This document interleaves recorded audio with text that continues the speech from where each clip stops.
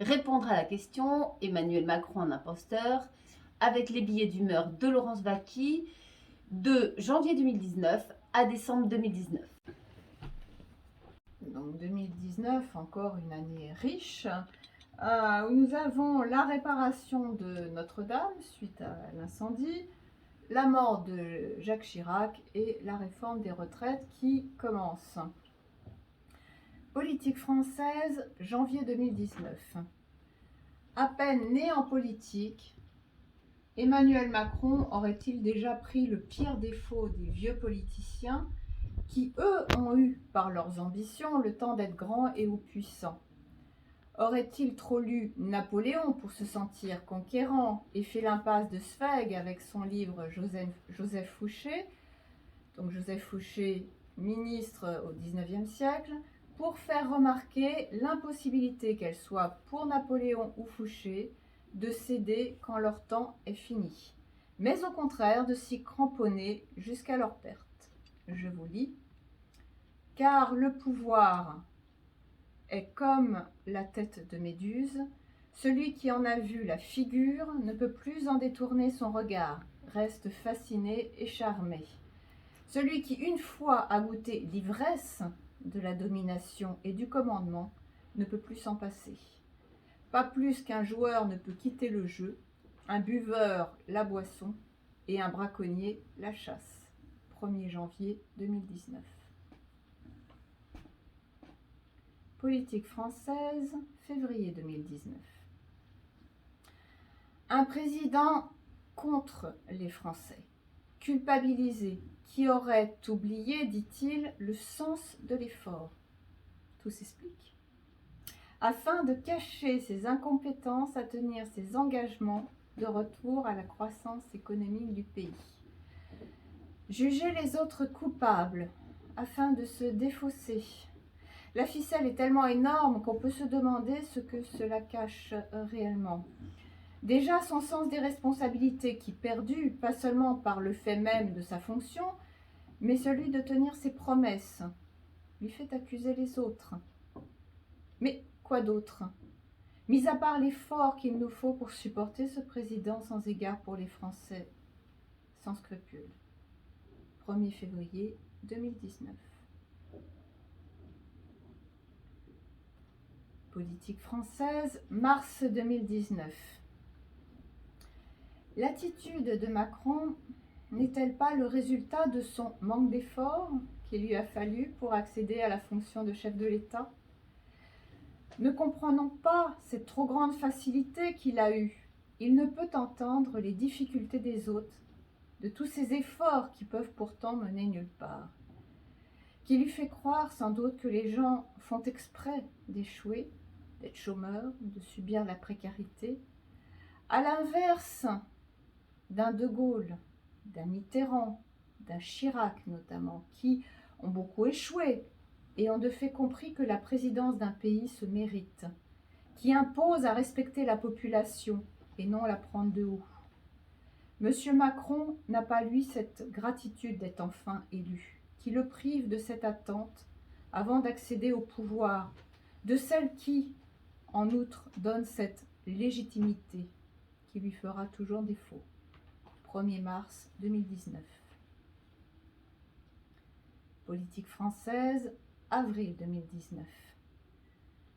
Donner du pouvoir à quelqu'un, ce n'est pas lui donner toute impunité à faire ce qu'il veut selon ses seules croyances. N'est-ce pas pourtant ainsi que raisonne M. Macron, comme étant cela sa fonction présidentielle, de proposer faire débat pour imposer son point de vue, qui inspire des réactions rappelant le fameux duo Dalida-Alain Delon. Paroles et paroles et paroles et paroles et paroles et paroles et oui, des mots magiques, des mots tactiques qui sonnent faux, oui tellement faux. 1er avril 2019. Politique française, mai 2019. Je veux et j'exige, semble dire le président Macron, concernant la réparation de Notre-Dame de Paris. Se faire vite pour cacher le cassé, pour s'éviter de réfléchir sur le cassé, sur ce qu'il peut nous apprendre.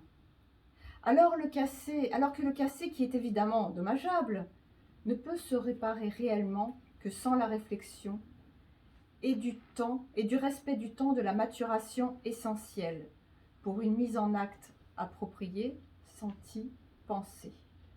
S'opposant au faire vite, cet escamotage qui supposera paradoxalement beaucoup de temps à réparer les erreurs commises dans la précipitation, quand encore elles peuvent être réparées.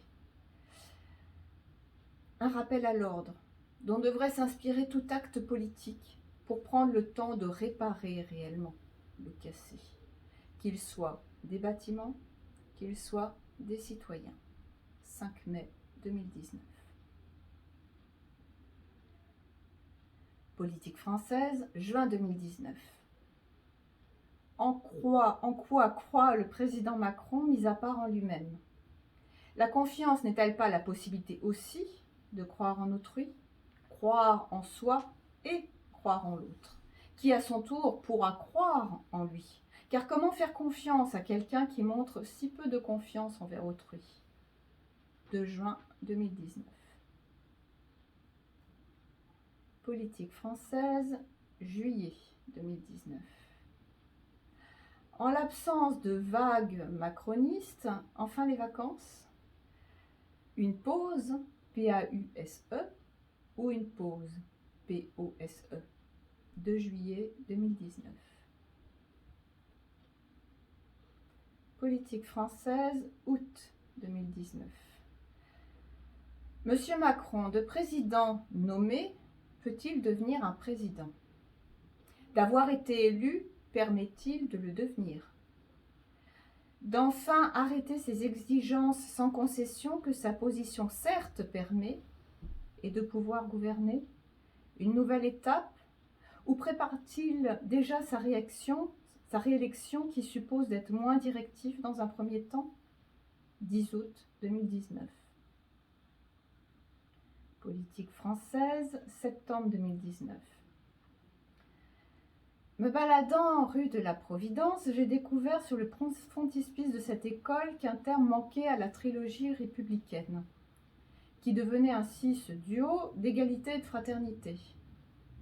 Espérant que cela ne soit pas vu comme providentiel, que seulement le 3e membre, pourtant cité en premier, ne pouvait être désormais manquant, s'avérant seulement caché, masqué par le lièvre grimpant, révélateur de cette politique actuelle que la liberté devient cachée, masquée, même oubliée.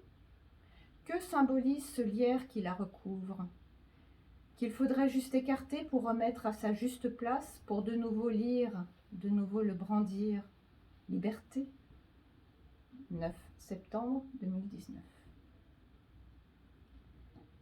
Politique française, octobre 2019.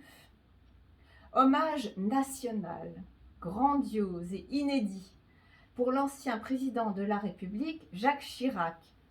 Le roi est mort, vive le moi Macron entre autres, qui tous unis à cette occasion, qui tous s'en revendiquent, tellement il lui envie ces hommages des Français qui le regrettent lui, si fort, si nombreux, toutes ces voix qu'on aimerait pour soi, qui les questionnent. Mais pourquoi diable est-on à ce point aujourd'hui? Pourquoi lui et pas nous?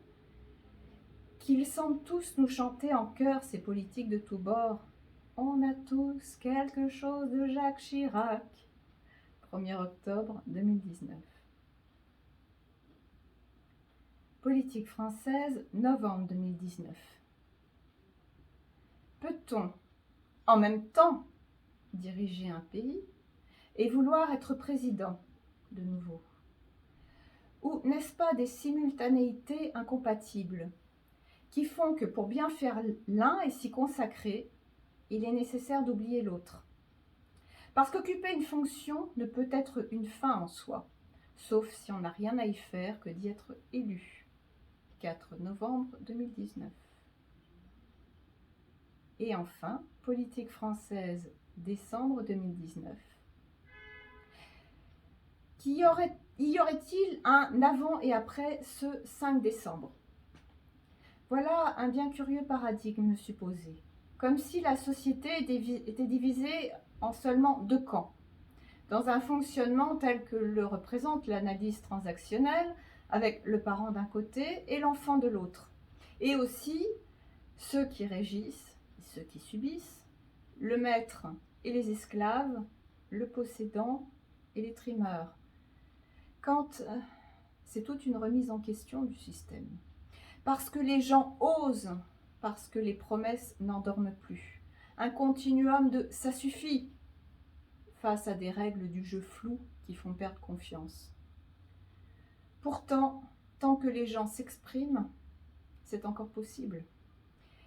Il reste encore un peu de foi dans la démocratie, dans le gouvernement actuel. Là où il faudra s'inquiéter, c'est quand les gens se résigneront et se tairont. Qu'il s'agit en fait d'y voir les retraites par Macron pour être la retraite de Macron en politique, devant le désir et la nécessité du retrait du projet ou de Macron. 15 décembre 2019.